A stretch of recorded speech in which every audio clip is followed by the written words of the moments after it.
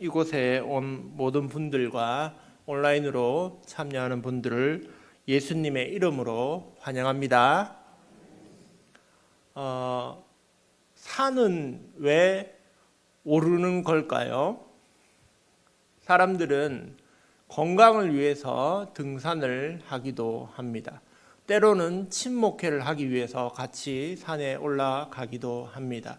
요즘 같은 가을에는 또 단풍 여행을 위해서 산에 올라가기도 합니다.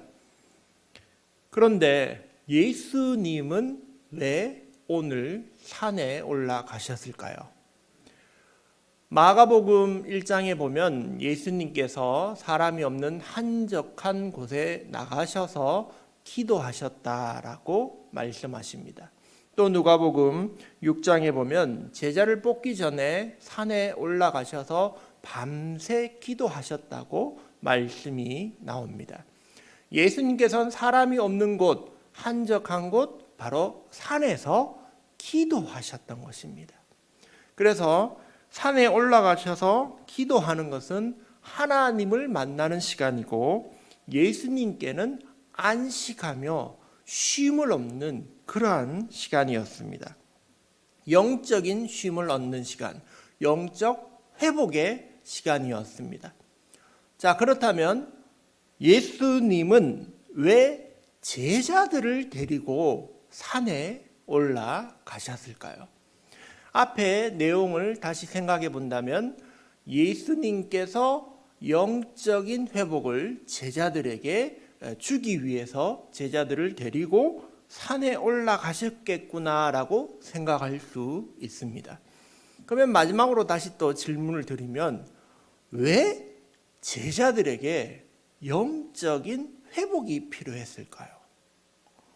그것을 알기 위하여 오늘 말씀을 시간적인 배경을 중심으로 살펴보고 또 예수님께서 제자들에게 주시고 싶은 말씀이 무엇인지 살펴보며 은혜를 나누고자 합니다. 오늘 17장 1절 말씀 첫 번째 단어가 엿새 후에라고 이렇게 등장합니다.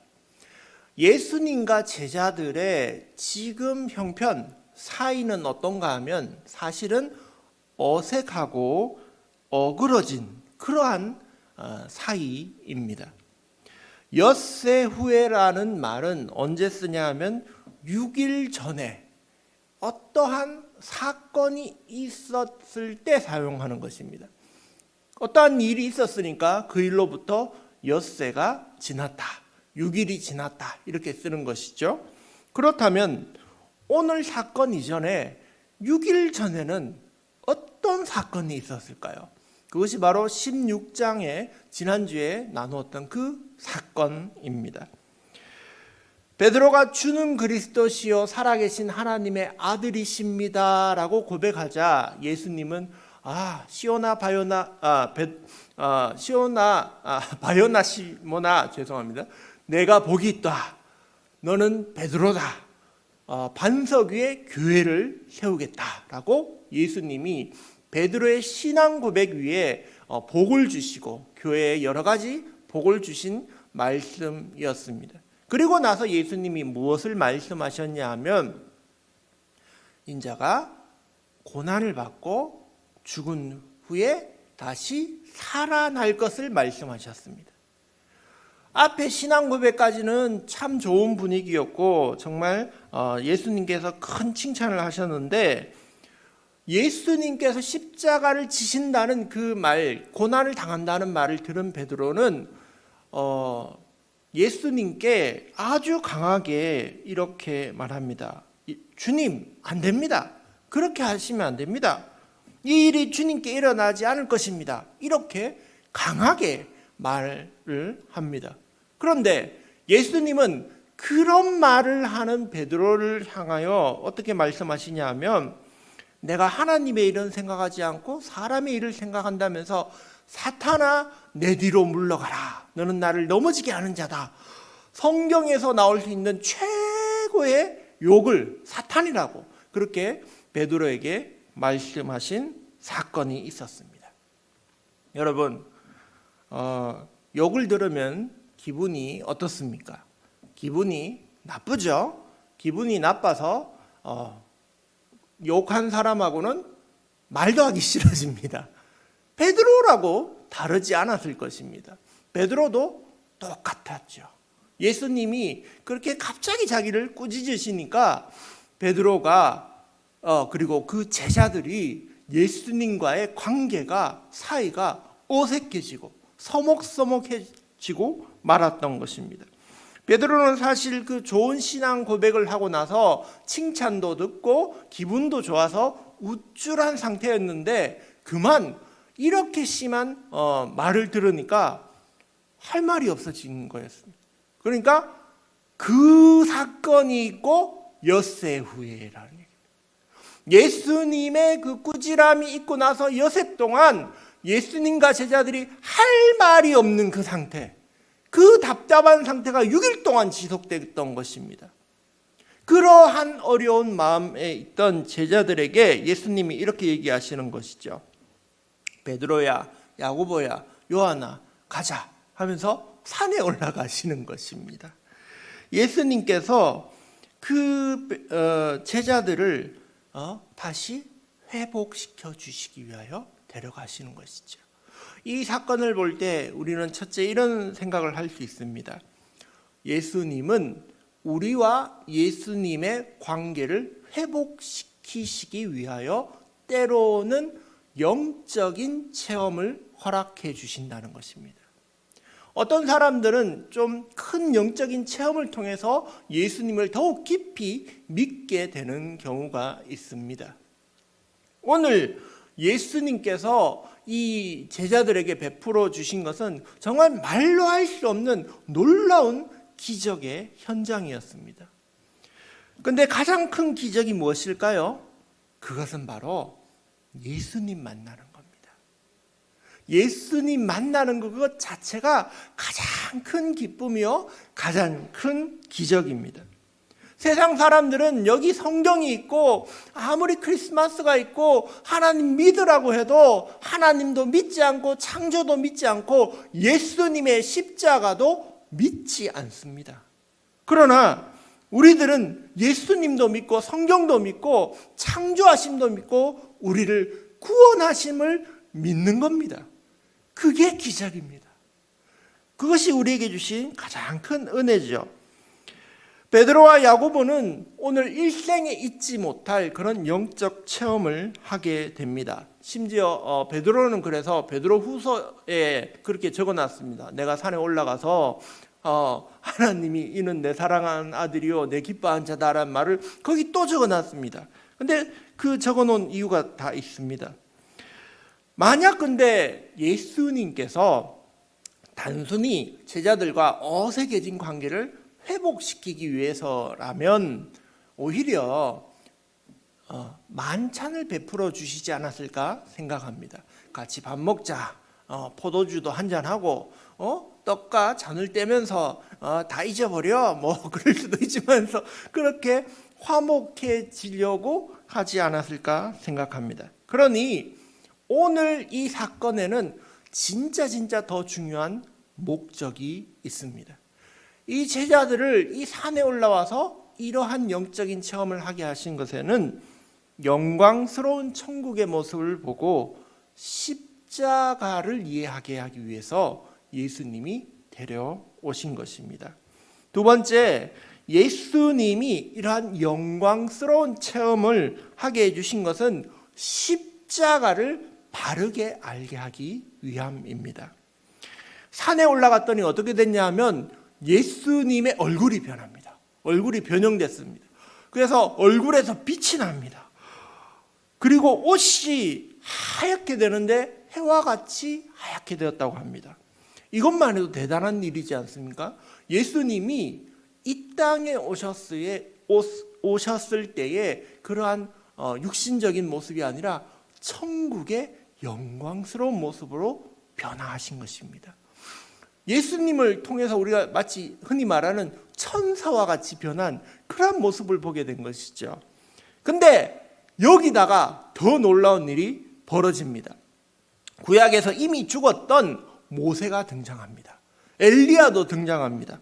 예수님이 그 두 사람과 두란두란 이렇게 얘기도 하시는 겁니다. 베드로가 이 장면을 보고 너무 좋아서 이야, 여기가 천국이구나 싶어서 이렇게 얘기합니다. 주여, 여기가 좋사오니 제가 초막을 짓고 하나는 주님을 위해, 하나는 모세를, 엘리야를 위해서 짓겠습니다 라고 말했는데, 사실은 누가복음 9장에 보면 이렇게 표현되어 있습니다. 베드로가 깊이 졸다가 깨어나서 그리고 나서 딱 봤더니 예수님 옆에 모세도 있고 엘리야도 있고 하니까 자기도 무슨 말 하는지도 모르면서 막 말을 뱉은 게 초막을 짓겠다, 그런 말을 한 것이죠. 그러나 마음은 맞았을 겁니다. 너무 좋아서, 거기 그 장면이 너무나 좋아서, 그 천국의 모습이 너무 좋아서 베드로는 기뻐했던 것입니다. 그런데 거기에 또 더해집니다. 뭐가 더해집니까? 빛나는 구름이 내려와서 구름 속에서 하나님의 음성이 들리기 시작합니다. 이는 내 사랑하는 아들이요 내 기뻐하는 자니 너희는 그의 말을 들으라. 이야, 세상에 하나님께서 친히 구름 속에 오셔서 말씀을 해주시는 그런 체험을 한 것입니다.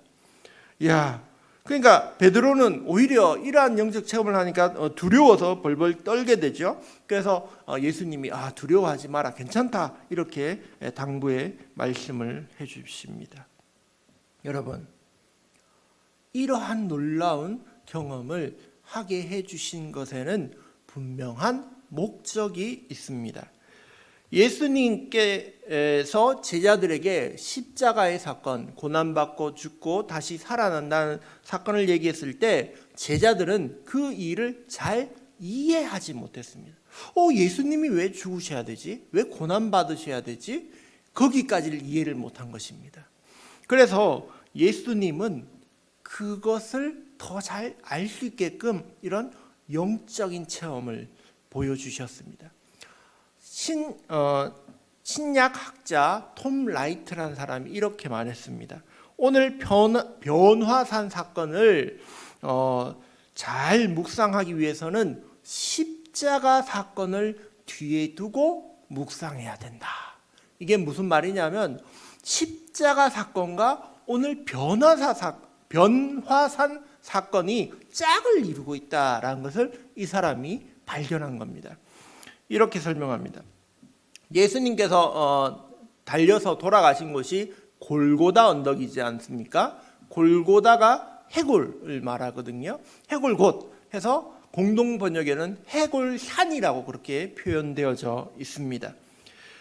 예수님께서 이 산 변화산에서는 영광을 받으시고 저쪽 산 예루살렘 밖의 그 언덕에서는 수치를 당하셨다. 예수님께서 또 이 산에서는 옷이 하얗게 빛났고 예수님께서 이 골고다 언덕에서는 수치를 당하셔서 옷이 뺏기고 군병들이 제비 뽑게 됩니다. 또 예수님께서 이 산에서 변화산에서는 율법과 예언을 대표하는 모세와 엘리야를 만나는 그런 놀라운 사건이 있지만 이 골고다 언덕에서는 예수님 양옆에 사람을 죽인 강도가 2명 있게 됩니다.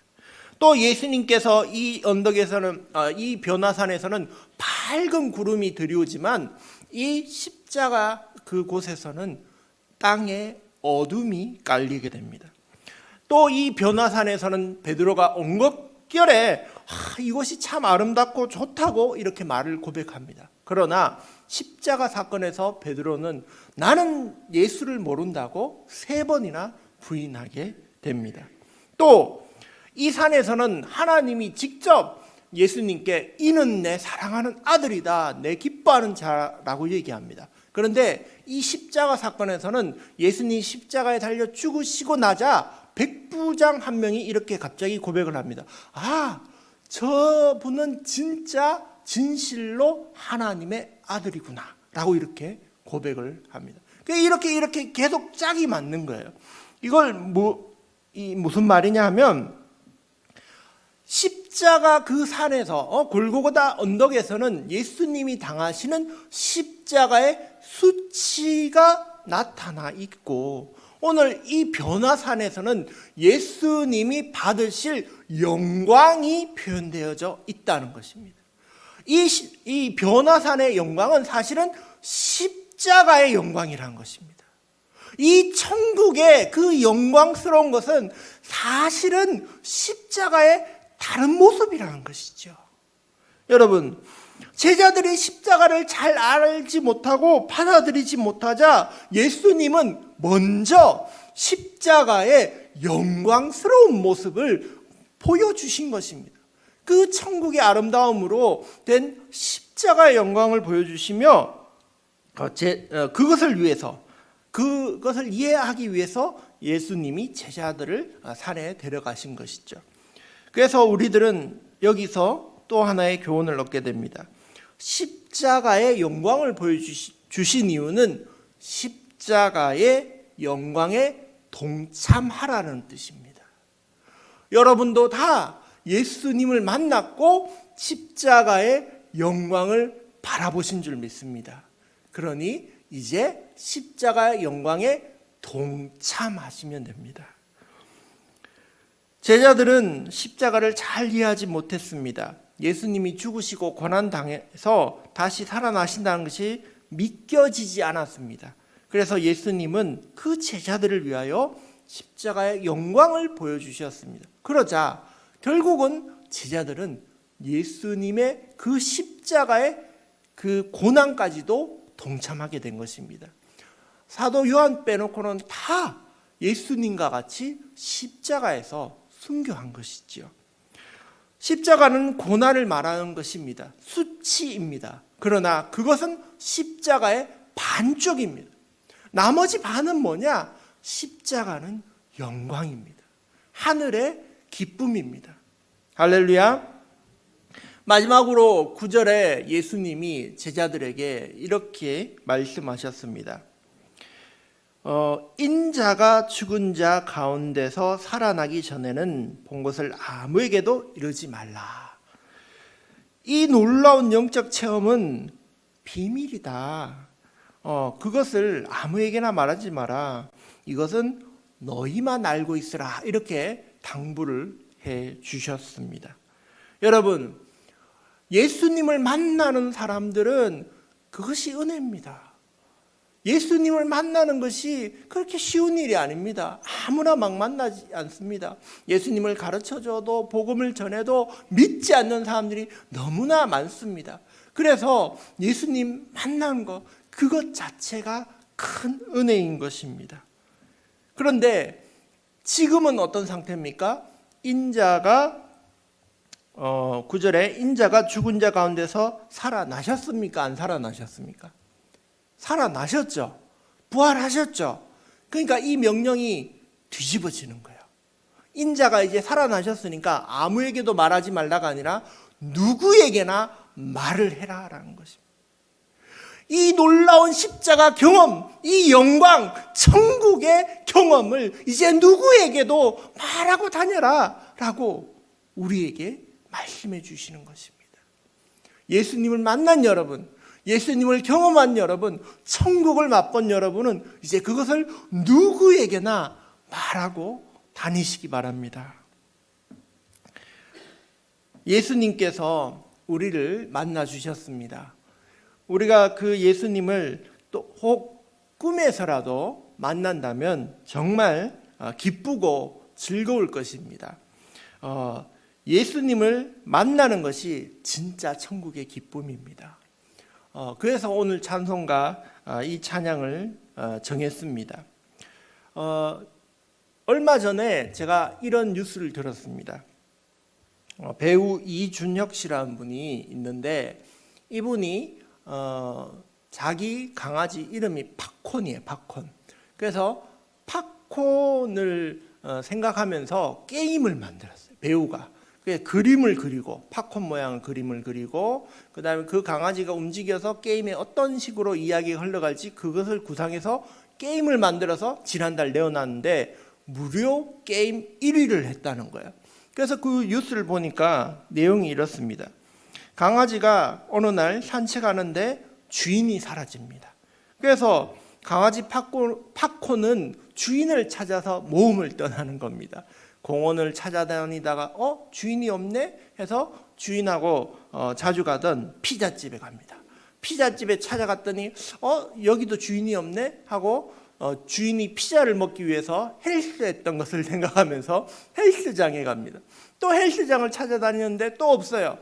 그리고는 주인이 영화를 좋아했던 걸 생각하면서 영화관에 찾아보는데 여기도 없습니다. 그리고 마지막에 주인이 데려갔던 동물병원에 갑니다. 그 동물병원에 갔더니 의사가 이렇게 얘기합니다. 이제 이별할 때가 되었으니 인사를 나눠라. 알고 보니 이 강아지 팝콘이 이미 사실은 죽은 겁니다. 그래서 배우 이준혁 씨가 꿈에서라도 이 팝콘이 나를 찾아오면 참 좋겠다 싶어서 그렇게 게임을 만들었다는 것입니다. 꿈에서라도 죽은 강아지라도 만나면 얼마나 기쁠까 하면서 이렇게 만들었다는 것이죠. 그런데 우리가 만약 꿈에서라도 예수님을 만나면 얼마나 기쁘겠습니까? 오늘 찬양에 이렇게 가사가 되어 있죠. 주여 지난밤 내 꿈에 배웠으니 그 꿈 이루어 주옵소서. 밤과 아침에 계시로 보여주사 항상 은혜를 주옵소서. 나의 놀라운 꿈 정녕 남이끼는 장차 큰 은혜 받을 편이 나의 놀라운 꿈 정녕 이루어져 주님 얼굴을 배우리라. 예수님 얼굴 뵙는 게 가장 큰 은혜입니다. 오늘 꿈속에서라도 예수님 얼굴 뵙는 큰 은혜를 누리시기 바랍니다. 그래서 십자가의 영광을 누리고 십자가의 영광에 동참하는 저와 여러분이 되시기를 예수님의 이름으로 축복합니다.